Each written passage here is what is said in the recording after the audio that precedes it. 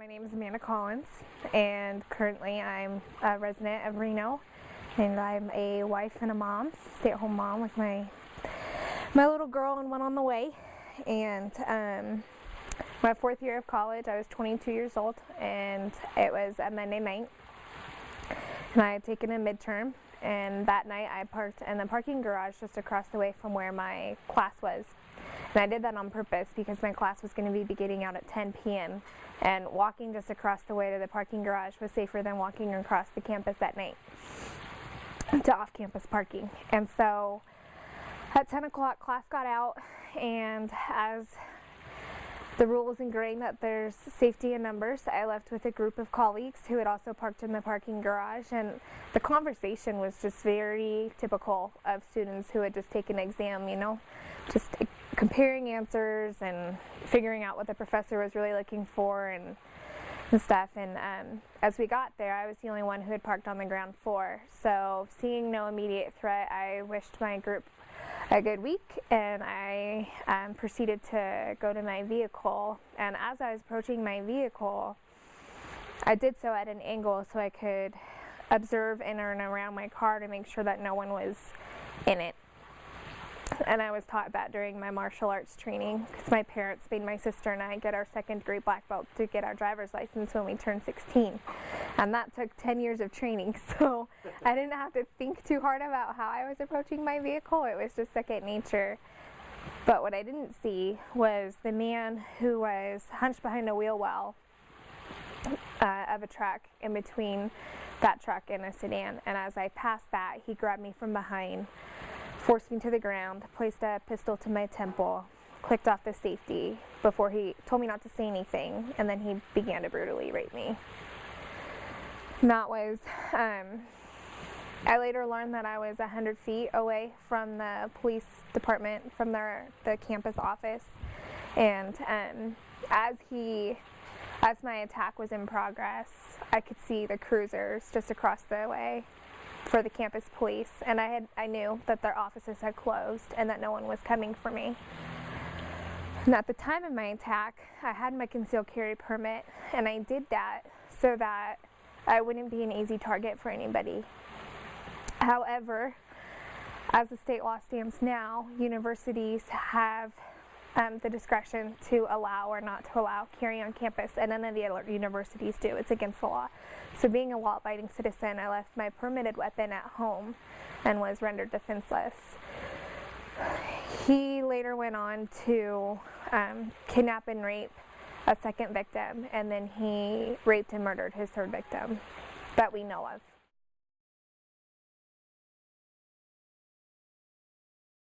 I think it's important to realize that all of the steps that I took prior to my attack are risk reduction, and it's not a guarantee. And I think being a woman, it may be a broad generalization, but I think most men aren't as aware of their surroundings as women have to be, and I've just been taught to be maybe more aware than some.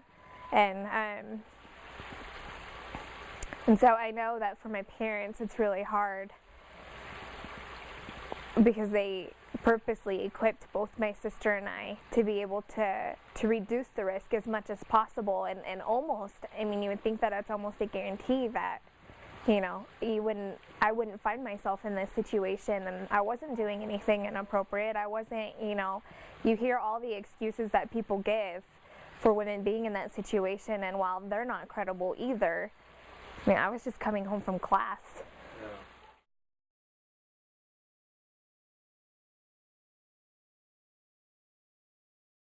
Yeah, it's frustrating. I don't understand why my sheriff here in Reno or in Washoe County entrusts me with that responsibility and an ability to make sound judgment, say across the street at the sandwich shop, but then as soon as I cross that arbitrary line, I'm not trusted with that ability. And so really, I mean, I've said this before, but I was legislated into being a victim. I took all the steps appropriate. And what it comes down to is that my lawmakers are more intimidated by me, who's a 5'2" petite woman gone through extensive background checks to obtain my CCW, proved my proficiency in my firearm. They're more intimidated by me having my weapon in class so that I can use it for self-protection than they are of the rapist waiting for me in the parking garage, who has no regard for the arbitrary line that's been drawn anyways.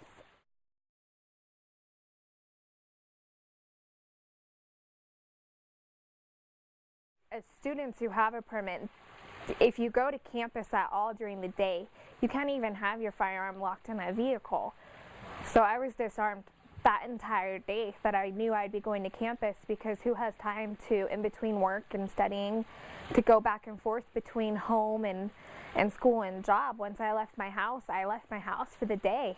And so I couldn't even have it throughout my daily practice. And I left it so that I wouldn't lose my permit, so that I wouldn't lose my education, because I faced potential expulsion from school, and so that I wouldn't face jail time. But then when I met my attacker, James Bila, he had no regard for my education, no regard for my CCW permit. He had no regard for his non-existing education, his non-existing CCW permit. And when he was sentenced in court, he was given a 1-year enhancement charge for having a firearm on a gun-free zone. And you can argue that due to the other charges, he's now sitting on death row and is serving four consecutive, thanks, I'm so tired, It's all right. 4 consecutive life sentences. And so it's like, well, what's really the point? But I think it sets a precedent that, so you're going to punish me, the law-abiding citizen, more than you are the criminal. We're trying to make that happen in Nevada. Currently, we're awaiting a hearing date for the Judiciary Committee in the House. The bill was presented to the floor, or introduced to the Assembly floor, I think three weeks ago.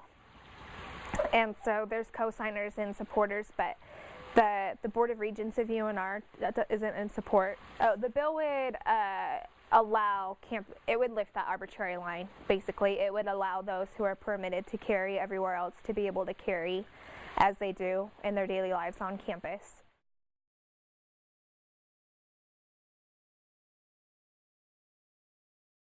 Carrying my weapon, I mean, it's definitely a different mindset, because you are taking on more responsibility than the average person that's just walking around.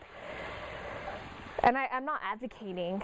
I think people misunderstand that this bill is saying that all students will then need to carry guns, and that's not what we're advocating. Not everybody, and I don't think concealed carry is for everybody. If you're not willing to do what you need to do once you pull your weapon, if you're not willing to take that next step, then you shouldn't be carrying.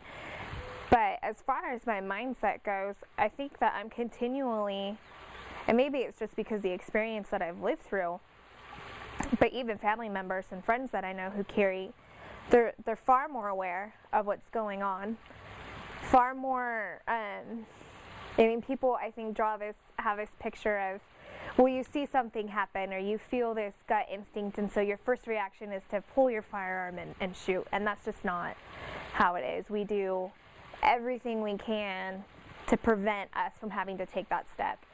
But I'll say that as a mom, I like having the ability to protect my children by any means necessary. And I know my husband feels the same way. He likes the ability of having to be able to protect his family by any means necessary, and that shouldn't be mandated by the government.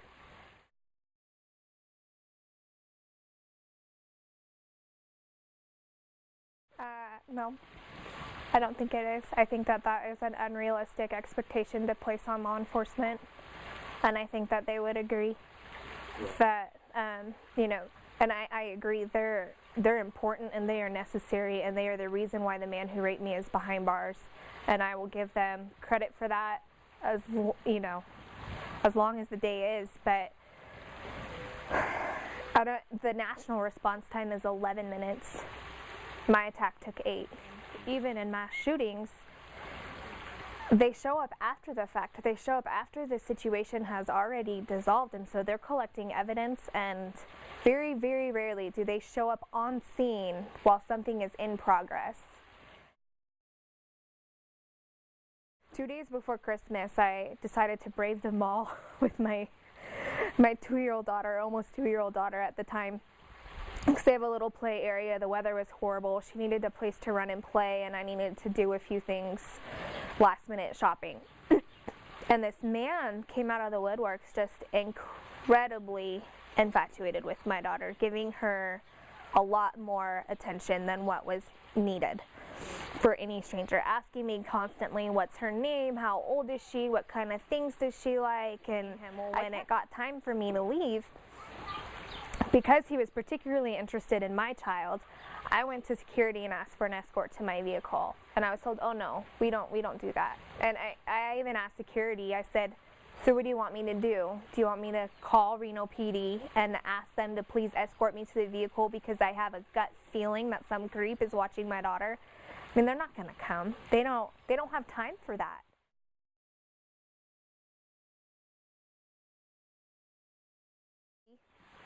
I mean, I've said this before, but I was legislated into being a victim. I took all the steps appropriate.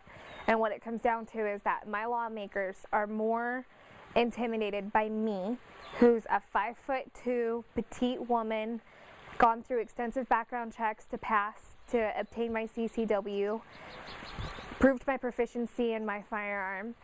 They're more intimidated by me having my weapon in class so that I can use it for self-protection than they are of the rapist waiting for me in the parking garage, who has no regard for the arbitrary line that's been drawn anyways.